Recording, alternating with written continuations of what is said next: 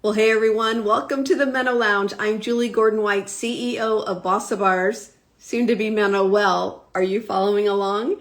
Menopause energy bars. So glad to be here with you. True confessions. It's Tuesday, but it feels like Monday. I hope you celebrated with family, friends, about Juneteenth and all the exciting, to be honest, I wasn't sure that it was a federal holiday. My bad. And so, we had a nice family celebration on my end. We just piled on to Father's Day, so I hope you did too, as we all celebrate how far our history has come, and then the room that we still need to work and do the things we need to do to continue to empower people of color and beyond. So anyway, I'm so here. Hey, Dave, good to see you. So I'm going to see if Dr. Ellen is here today. And as I reorient myself into Tuesday, even though it's Monday, I see you, Dr. Ellen. Okay, I'm going to bring you up. Oh, good. You requested.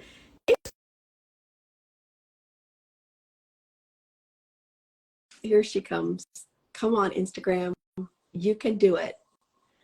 Oh, here's another request. Accept. There you are. Hey there. Happy Hi. Tuesday. How are you? Happy Tuesday. I was just saying, I feel like it's Monday, even though it's Tuesday. Do you feel like it's Monday, or are you good? Are you in the Tuesday lane already? Oh, no, definitely. I'm with you. You know, I celebrated Juneteenth. I saw this great exhibit at the Museum of Fine Arts that was on this pottery that was done by these slaves that were brought over. It was amazing. I encourage anyone to check it out. And where you're in your location, right? Is it a traveling exhibit? It's in Boston. Well, it's been in a few places, but right now it's at the Museum of Fine Arts in Boston. So it's really amazing. These artists were so incredibly talented. They really brought their dignity and their artistic sensibilities, even though they were under really duress. So it's a really amazing exhibit. So, but yes, it feels like a Monday. Yeah, exactly. Well, let's see. It looks like Reddington Sandy said, yes, me too. So I'm not sure where you're exactly referring to, Sandy, but I'm going to think maybe it's Tuesday or Monday, or you celebrated Juneteenth, or all the above. So Dr. Ellen, I'm so glad you're here today. Perfect timing. We had such a great time on your podcast. We should post that link to this conversation, so in case they want to double dip on our conversation. But thrilled to have you here. It's good to be here. It was so much fun having you on, and I love this whole idea of using the Bosa bars as this, you know, stick that we're passing forward, that it's not just about getting great nutrition. It's super important, but it's about really shining a light on this very normal process that all of us in female bodies go through. Right. So I love the work you're doing. But don't talk about it. Well, thank you. I mean, that's why we're linked arms on this for sure. So aligned. So let's jump in. I love that you have a perspective as a psychologist, and you know, you're bringing this conversation and that thinking to midlife. So let's talk about Midlife Whisperer. How did you land on that, and what does it mean to you?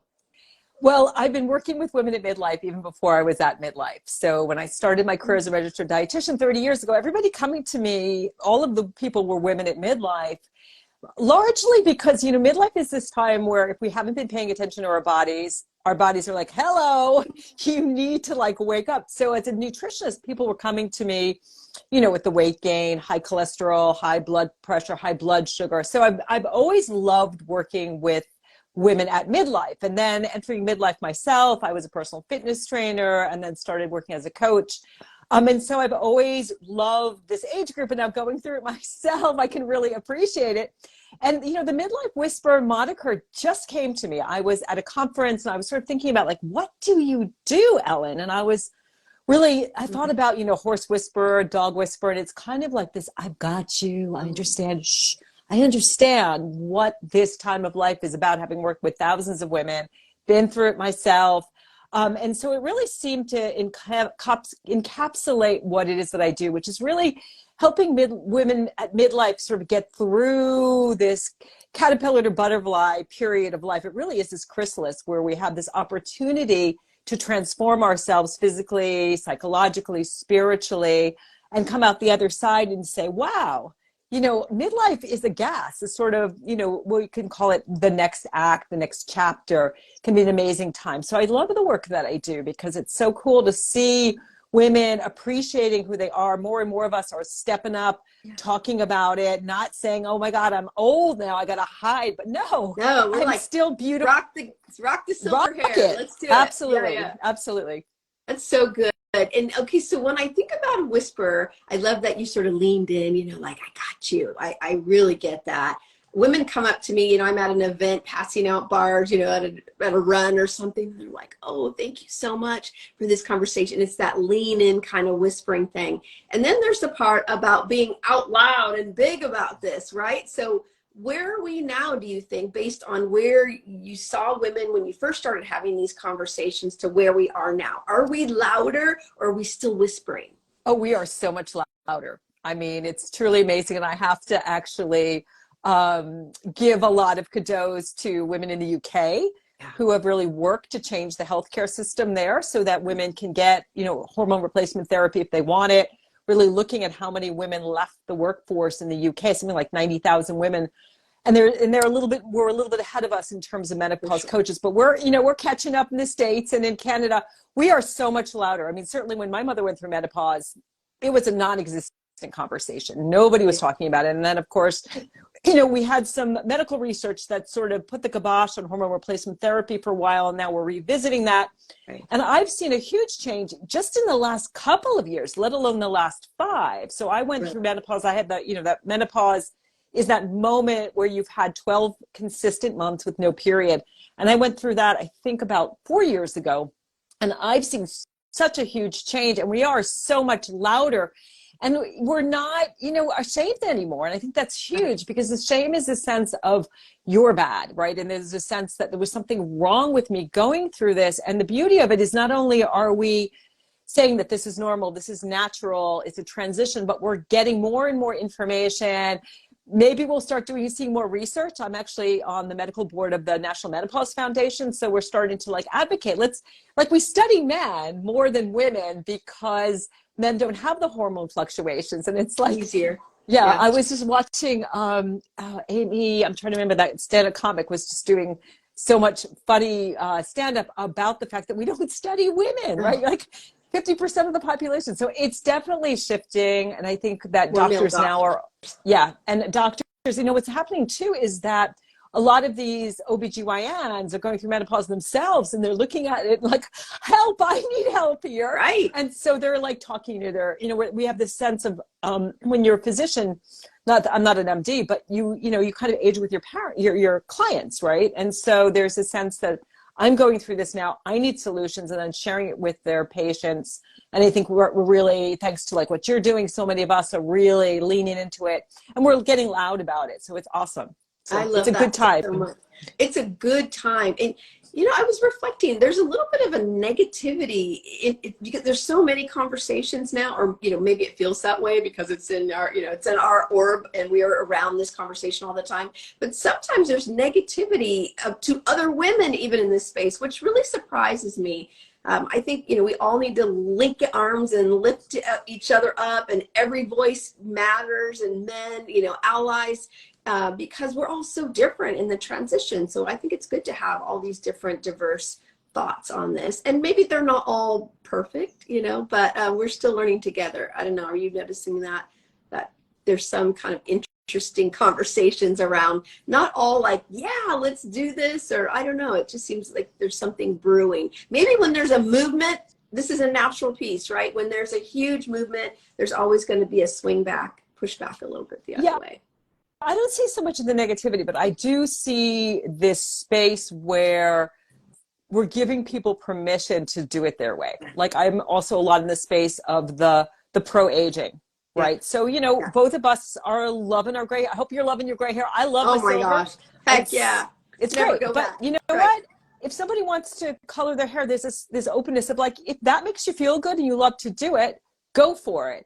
Right. Hey, Going Gray, Joel, one of my wonderful silver sisters joined. She's amazing. If you're not following her, she's awesome. But saying if you want to do silver, if you want to wear makeup, if plastic surgery is what you want to do, whatever it is, I think there's this real space of do you, and don't compare yourself to other people, but do what makes you feel good. But I think on the flip side too, moving away from I gotta look young. There's a wonderful hairline. It's called better, not younger. Yeah, I use and this idea that that's my it's go-to great. purple. Right. I love So that this part. Right. this idea that, we can be sexy, we can be vibrant, we can be who and whatever we want to be. Yeah. And we are really leading this charge because our moms didn't do it. We Right. didn't I love it. see other generations. So I think like the baby boomers sort of starting it, Gen X coming on board, and we've got millennials who are hitting 40 now. And so I think we're opening up the space where you do you, and we're opening the space where we're giving people more empowerment to do the self-care, to be in the body that you're in, not to be in that like body I need to look the way I did when I was in my 20s. I think for a long time when I started working with women, it was like this, and I see people with their headshots, they're using headshots from their 20s, and I'm like, honey, like girlfriend, it's okay. Yeah, show yourself today. Be authentic. Own it. Yeah, it's okay to be you. And I think that's the big message of authenticity, and not feeling ashamed of where you're at, and just embracing the body and the age that you're in. Absolutely. And I love that you bring it around to the body, because through all the work that research I did, I wasn't a nutritionist before I started the bar. I did it for myself because I didn't feel good. My confidence was lacking. I just felt, not to mention at the end of my perimenopause. So all the symptoms, on fire every day, all the things. And so through that research, just realizing having a waist size under 35 inches is important, and not just, to look good, but, looking good can make you feel good if, whatever your definition of looking good is. But there's a health aspect of what we're going through. And we know, I just had Dr. Suzanne on, who's a renowned cardiologist, and heart disease takes us out. And so in midlife, we do need to pay, like, you said about our bars being a talking stick. Our bodies are saying, hello, you've been taking care of everybody else, take care of me. And we've got to pay attention to ourselves and our health, because one, we deserve it. Hello.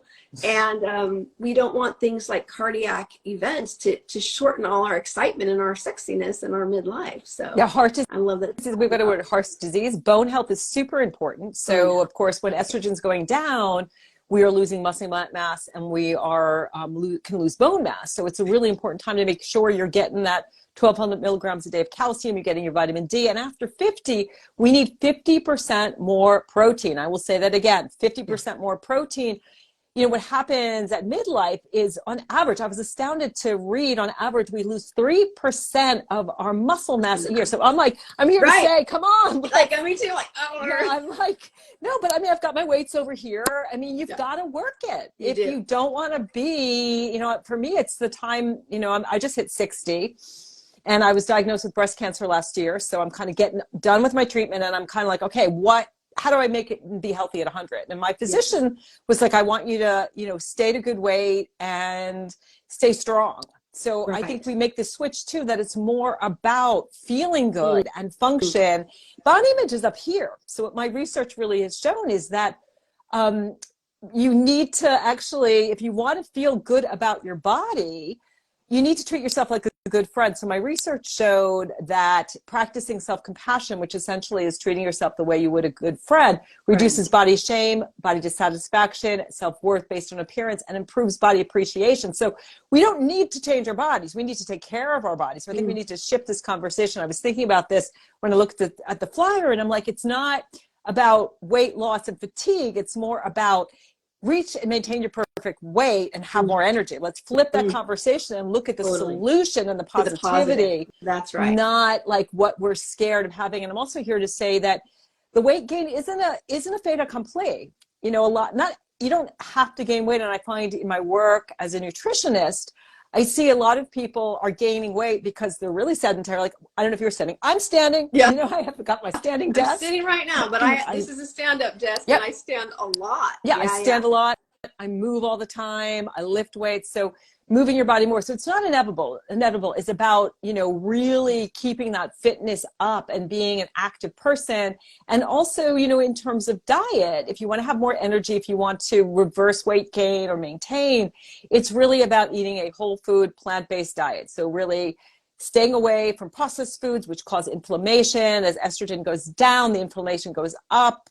or, under a lot of stress as well, keeping the stress at bay. So Stress it's is really about, huge in yeah, midlife yep, and creates cortisol, which makes everything a little bit harder to right. deal So with. Right. don't blame everything on the menopause. Everyone's like blaming it's the menopause, and it's like, no, it's also that you're sitting all day and you're eating a diet that is high in refined carbohydrates and doesn't have a lot of plant food. So we have, what can you control? How do you take a positive slant and say, okay, I'm going to work on my stress, my sleep, my movement, and my nutrition, so that I really sail through menopause and I enter this sort of third act feeling Feeling great. better. I actually feel better now than I probably did in my 40s when I was raising my 3 kids. When my husband and I were doing all the things, running to soccer, running to volleyball, running to baseball. Did you do your homework? On. Oh, and then having a relationship at the same time.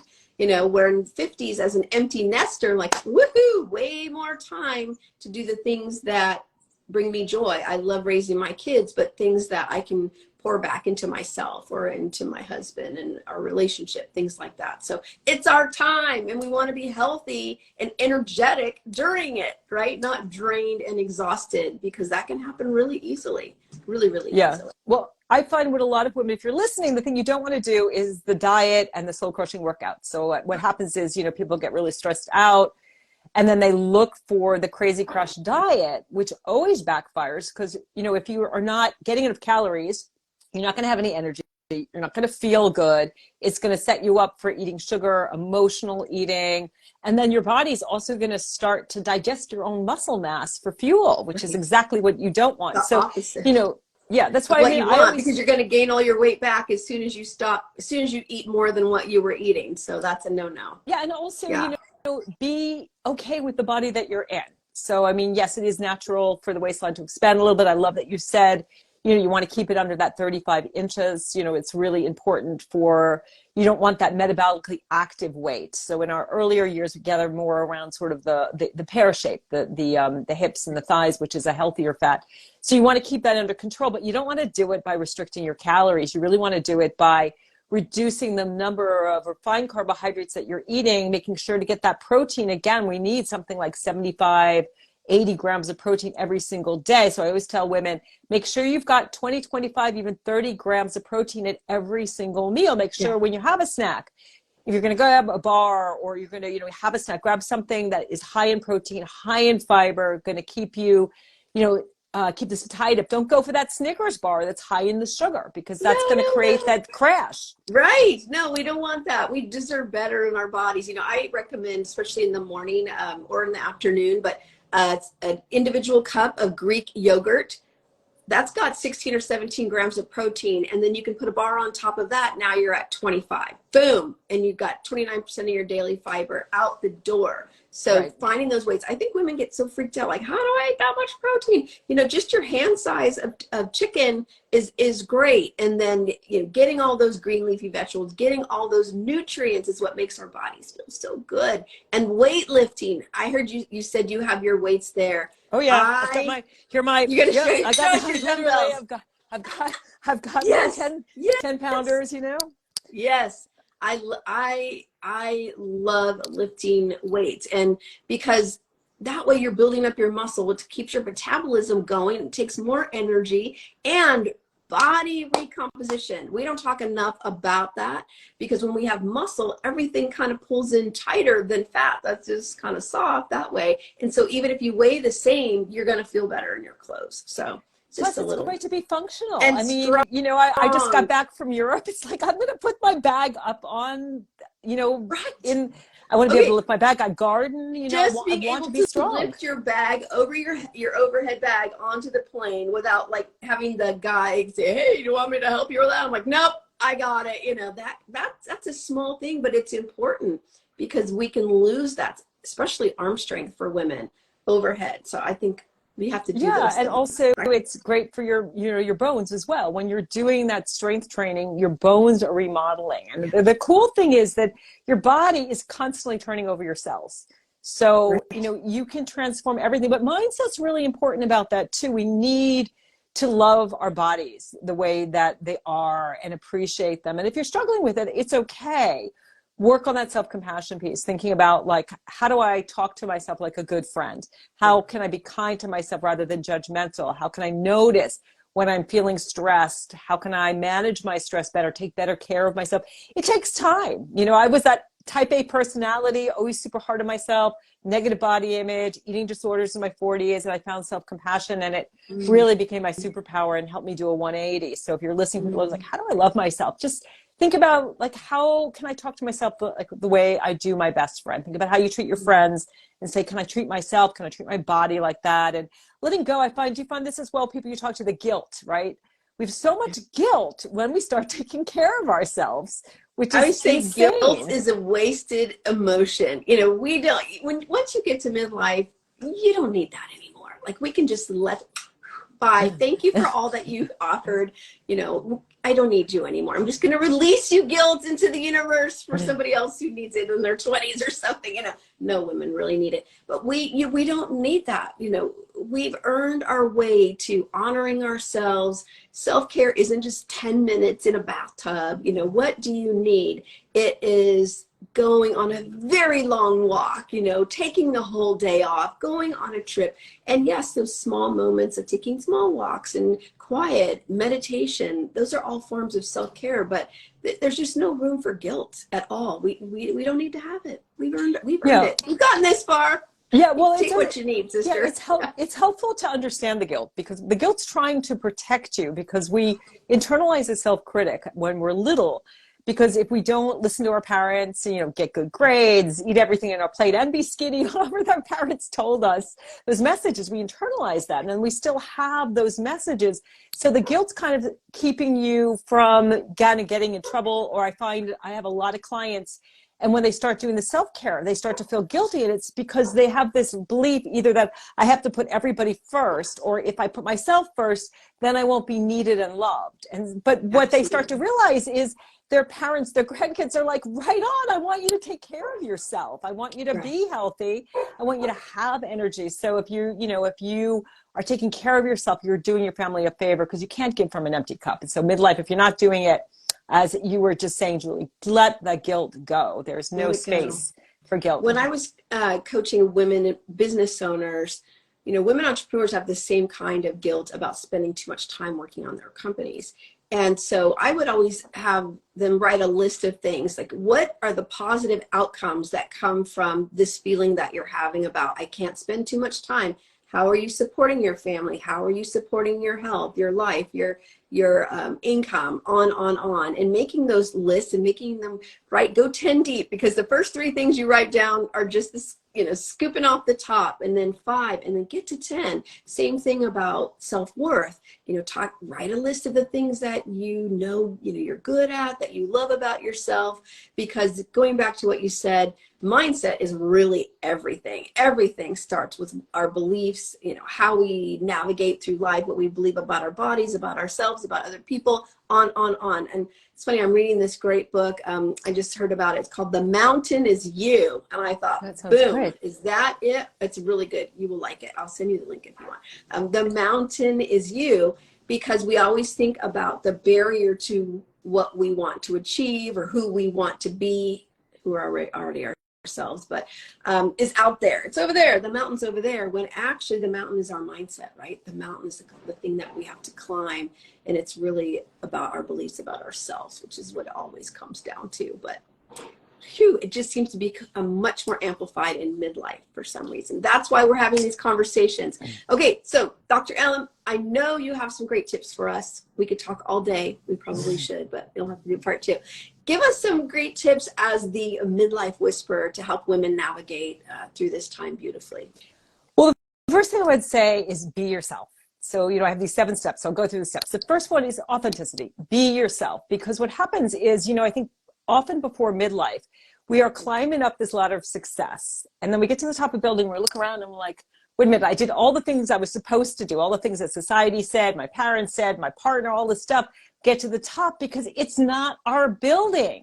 Conversely, if we know our core values, if we know, as you were saying, we know our strengths, we know what we love to do, we know what lights us up, we know our purpose, our passion, we're on our path. And then midlife is like, it's our life, we become the authors, the authorities of our own life. And our midlife path just opens beautifully. And I love what the Dalai Lama says, that the Western woman is going to save the world. So if you're listening, the world's a mess. There's stuff for you to do. It could be something small, like, you know, having an impact on your community, something big like what you're doing, Julie, to like really get the word out about menopause and letting people know about your bars, whatever it is. But you've got to be authentic. You've got to get to know yourself. The second piece is loving yourself. And I really think about self-compassion as the how of self-love, because people are always like, I hear it, it sounds great, like love your body, love yourself. What do I do? But again, you're kind to yourself rather than critical. There's this piece called Common Humanity, which is one of the elements where you realize we are imperfect beings, right? Everybody makes mistakes, everybody fails. And if you're going to move forward, if you're going to climb that mountaintop or be that mountain, you're going to make mistakes. I'm sure as an entrepreneur, you have made lots of mistakes. I know I have. Oh my, I could write a book this thick about all the mistakes I've made, but that's where your best learning is, right? You know that you're extending yourself, you're trying, you're pushing beyond your comfort zone. So yeah, I'm not afraid of mistakes. It's what you do with them afterward. Yeah, that's the thing. You have to learn and grow. And so understand this common humanity. And when things go wrong, instead of saying, oh my gosh, you know, what did I do wrong, or this shouldn't be happening? It's like, this is normal. Like, you know, I was going back to my cancer memories. I was like, cancer was not on my vision board. I have a gene mutation I found out about. And it's like, it happens. 1 out of 8 women gets cancer. 1 out of 8 women, you know, at midlife has depression. We have the highest rate of depression of any group for our age and gender. These things happen. It's normal. And that really helps you not feel so alone. And then the last element of self-compassion is mindfulness. And in self-compassion, this means that when you notice you're stressed and struggling, instead of just going into fix-it mode, plowing forward, ignoring it, or having a threesome with Ben and Jerry's because you're not feeling so good. Okay, wait, did you say a threesome with Ben and Jerry? Yeah, I'm a Vermonter, that's so you know. So my favorite. I've never heard anybody say that. That's so good. We don't want to have a threesome with Ben and Jerry. No. But I'm not saying don't eat the ice cream, but what I'm saying is that when you have difficult emotions, part of self-compassion is learning how to take care of your emotions. When you're sad, when you're grieving, when you're frustrated, when you're angry, we've been taught not to feel these things. They're not negative emotions. All emotions are just energy. Emotions are energy in motion. We need to learn how to give ourselves what we need. Maybe if you're angry, you need to go for a run or talk to a coach or a therapist. If you're sad, you need to like maybe journal or listen to music. So that's the second piece, loving yourself. The third is energizing yourself. And so the main ways of energizing yourself are nutrition, sleep, stress management, and exercise. So movement, right? I know there's movement in there. Yeah. Yep. So you know, nutrition, again, whole food, plant-based diet, getting enough protein, and just not eating anything that your grandma wouldn't have eaten. So what happens with those processed foods is they increase the inflammation. Inflammation makes us tired because your body looks at it and sees, I don't know what red dye number 2 is. That looks like an invader. Right. So all of this stuff increases inflammation, plus, you know, a lot of refined carbohydrates, sending that the insulin and blood sugar levels up. Again, all things we don't want. We want to keep our blood sugar level even, which is why we want the whole foods, the fiber. Eat the rainbow, more plant foods, have like 1 or 2 servings at least of plant foods with every meal and snack. Again, women after 50 need 50% more protein. So you've got to make sure that I'm getting protein. I see women all the time, especially vegetarianism is great, but you've got to make sure you're getting your protein, especially if you're vegan. I see vegans all the time just eating pasta, eating bread. Nothing wrong with those foods. Make them whole grain. But you've got to like figure out, okay, how am I getting my B12? How am I getting my calcium, my iron? Especially if you're going through menopause. You know, if you're bleeding a lot, you might be having some iron issues. So nutrition is so important. Huge. Then we get to stress reduction. When you are stressed out, again, inflammation's going up, appetite's going up, your cortisol levels are going up. That's telling your body to increase appetite, fat deposition around the midline, because your body thinks there's a famine, there's a saber-toothed tiger around the corner.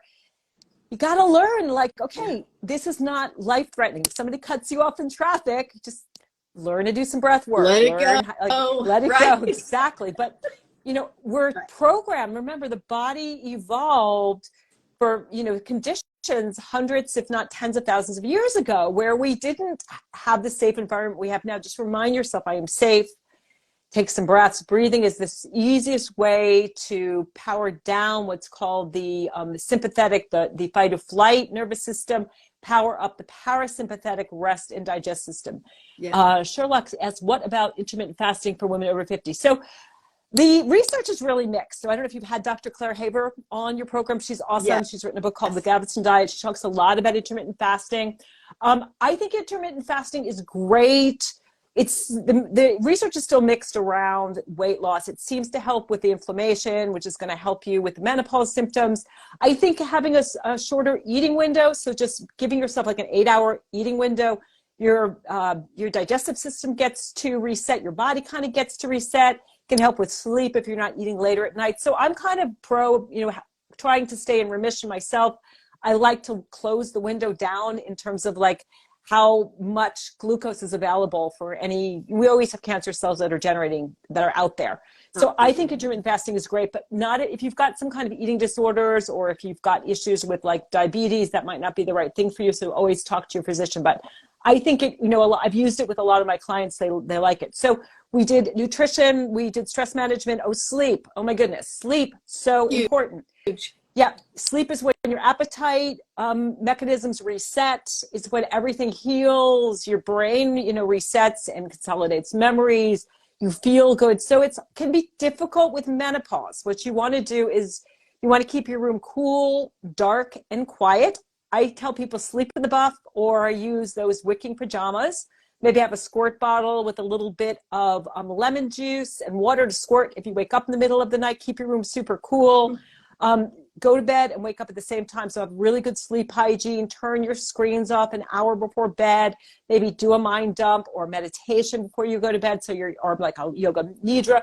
So that's what I was going to say. Yoga nidra before you go to bed, and shoo, boy, you can really drop in. Super good. But you've got to learn how to work more productively with your mind. And sleep is so important for the weight, for the energy level, for your mood. I just can't emphasize sleep enough. Magnesium can be really helpful too. What's that? Melatonin. I recommend for supplementation for sleep, magnesium. Yeah, great. Melatonin, and I think that valerian chamomile. There's lots of herbs that are good, and also lavender essential oil. There's some good research around it helping you to sleep. So sleep is important. And finally, we talked about exercise. Such a great way to deal with, a positive mood, keeping your body, weight at a good place. Working on the bone, working on the muscle, and just feeling good and just being able to you have exercise, fun. Then you're tired. Yeah, that's another piece of it. Okay, take a drink. Here's some great nuggets there. I should say hydration too. So often we're thirsty, but we think we're hungry. So make sure that you're getting half your body weight in ounces. So if you weigh 130, that's like 65 ounces, 8 glasses of water. So that we've done. Know yourself, love yourself, energize yourself. Then we get to that midlife mindset. So just really working on reprogramming your brain. The cool thing is there's this thing called neuroplasticity, which simply means you can literally remodel your brain. So we can still learn. We can believe different things. We can shed beliefs that we don't need anymore, right? I love, Marshall Goldsmith, the coach, what got you here won't get you there, right? We don't need all the things, many of the things that we needed in our youth to keep us safe, to protect us. We don't need a lot of those beliefs anymore, and they tend to just hold us back. So and your thoughts influence your emotions that influence your actions. So we can, change your thoughts, change how you think about yourself, your self-talk. That's going to change the emotional response, and that's going to actually impact your actions. So reset your brain. Then empower yourself. And so empowerment is about finding power from within. So often earlier in life, we're looking for praises from other people or, these benchmarks, these metrics that don't matter. It's turning that within. What feels good for you? What do you really want to do? What makes you feel empowered and powerful, standing up for yourself? Then 6 is rehab your relationships, because what happens is you start to be the butterfly and you're like flying around, you're feeling good. I know you've got that place, right, Julia, where you're just like, I love my life. Yeah. My life is like really, really wonderful. Mine is too. I've got a great man. I live half time in Vermont, half time in Costa Rica. I feel great. I've got, with these adult kids that I still see and love. It's awesome. My parents are still, around, which is beautiful. But a lot of times what happens is when you start to become that butterfly, you come out of the chrysalis, right? You're getting through the whole menopause, midlife. the people in your life still think you're the caterpillar. You're like, no, I'm the butterfly. Like, no, I see you. You're a caterpillar, because we see things as we are, not as they are. Right. And so they're trying to pull you back because maybe you're moving forward. So you've got to learn how to work on these relationships. And I use 3 different techniques. Let that good girl go, that people pleaser. Time to say goodbye. She's tried to help you. You don't need her Thank anymore. you. I'm good now. Yeah, for sure. Creating a personal bill of rights of what you stand for, and then using something called nonviolent communications. And then the last piece is enlighten yourself. So after we get through all of these, it's about really finding meaning and purpose in your life, connecting with God's source spirit, whatever that is for you. But the cool thing about these steps, which I talk about in my book, Rock Your Midlife, and in my podcast, Rock Your Midlife, is you can start anywhere you want. Self-compassion is what changed things for me. And so you can start at any of the 7 steps or work them all at the same time, but they will change your life. Oh my God, that's so wonderful. I'm like, oh, I want to listen to this myself all over again, because there were so many good things. And I don't think we can hear these things enough. It needs to be on auto repeat, because we're still working through it. Midlife women, we might do really well with exercise and eating, but our sleep is terrible and we're really hard on ourselves. So there's always something to work on, and not work on like, I got to work on it. Like, oh, I get to work on myself.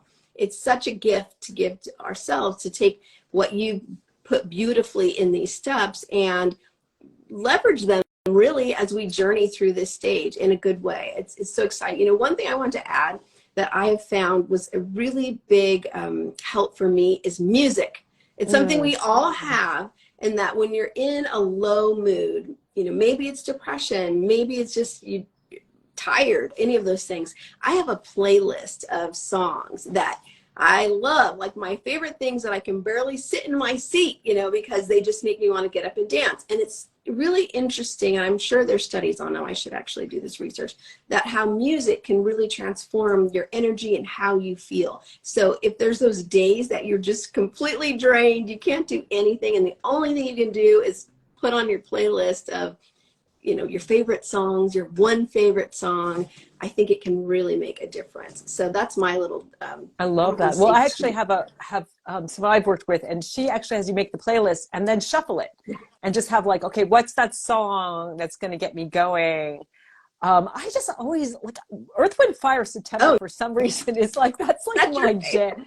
Well, just, I don't know, for some reason, and dance for me, movement. Yeah. You know, I grew up, I've always been a dancer, and getting into your body, moving your body. So if we take the music and then we combine it with the movement, and I love what you said about, you know, changing the mindset. I think we're taught so much early on in life that like diet and exercise is weight loss, weight loss, weight loss. Let's get weight loss off our plates. Let's focus on weight loss, focus on the movement, the diet, the sleep, the stress reduction, and the health, absolutely. Energy. And you know, the weight loss is an outcome. Yeah, it sure is. Exactly. It'll happen, but you have to be patient. But I think what happens with weight loss is that it's like a double whammy from a law of attraction. It's like, we don't want the weight, we don't want the loss, but that's what our subconscious but that's what we're calling it all the time. Exactly. So play that music, do that dance. And I mean, this one thing, I had wonderful Kat Napolitano on my show last week, and it was about loving the body you're in. Tomorrow is the first day of summer, right? So put on that bathing suit. Your family, your friends do not care what you look like. And we're always so subconscious. I have to lose 10 pounds, or, you know, the summer body. Well, it's the same body, but it's summertime. Although I'm not mad about call outs because I think they're good signals to ourselves, reminder about taking care of ourselves. So it's just when we go too far overboard, you know, starve ourselves to look good in a swimsuit, which we don't need to do that. All right. That was, let's just leave that, as my kids would say, Mom, that's so like 2 years ago. Yeah. It's so like 20s and 30s, and we don't need that anymore in midlife. But it's not a bad signal to yourself. Like, hey, time to just make sure I'm paying attention to myself. But yeah, I love it. I love it. You're like, yep, put on that swimsuit, go get a new one. Like, feels so good in your body. We deserve it. We deserve it. They make so many cool swimsuits these days too, whatever, you know, you are comfortable in. But remember, body image is up here. Dancers, models, actresses have the worst body images. You know, these people that you look at them and you think, what? But it is really all up here. And, you know, you need to look at yourself with those kind eyes of compassion.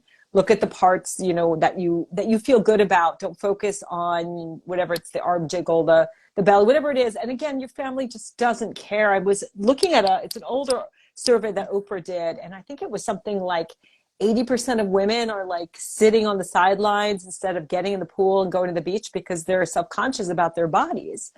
And I think that's something that's so beautiful about about Instagram, about all of these platforms, that we can see normal women, you know, and we see that we come in all shapes and all sizes, and it is about function and health, not over having some, you know, perfect body.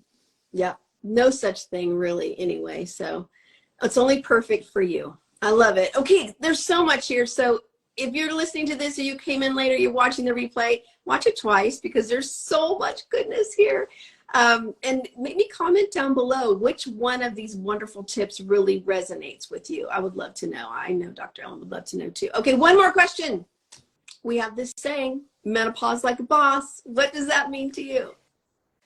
It means take charge of your health, that you are the boss of your body. So you know what, if you're at a physician and you don't like the physician, that relationship is so important. If you're walking in that office and that doctor is making you feel ashamed or not answering your questions or not taking you serious, saying your fatigue's in your head, and you're like, no, I'm having these issues. Change your doctor. And there's so many different doctors you can go to. I mean, I have a naturopath, I have a, you know, OBGYN, I have a general practitioner, I do some stuff with the functional. So being a boss, your body is yours, you know, it's with you from the first breath to the last breath. And if you are alive and breathing, there's more going right than wrong. So appreciate the body you're in. How amazing it is. I remember, again, when I was diagnosed with cancer last year, I was feeling, oh my God, what's going on with my body? Why is this happening? And I'm in this yoga class, and this light bulb moment happened. And I was like, even though I have this dime, it was the size of a dime. It was a tiny little thing that I was lucky it was found so early. But I was like, my God, I can do all of this stuff. I can do a wheel. I can, you know, do warrior. I can do all of these poses. I can stand on my head, all of this stuff. And it's just like this little rogue part of my body that I've dealt with, and the rest of it's great. So really appreciate how amazing your body is. And there's always more you can do to love and support it. And it'll thank you for it. Your body just wants to keep you alive. So don't give it a hard time. That is really being a boss, taking care of your body, appreciating your body and all that it does. That's so beautiful. And thank you for sharing your diagnosis with us, because I know there's other women out there who might be in the middle of it right now and can be inspired by your journey and your positivity and just really the way you've moved through it. So thank you. Thank you for all you're doing. I love everything. And I don't know that you're a whisperer anymore. I think you're very out loud about this, but Dr. Ellen, the midlife out loud person. No. So thank you for being here. Thank you. I hope we can do this again, because I know you probably have 50 more tips that are just as juicy as these, all the good stuff. So thank you for having me. Thank you. Go on. Yeah. See you.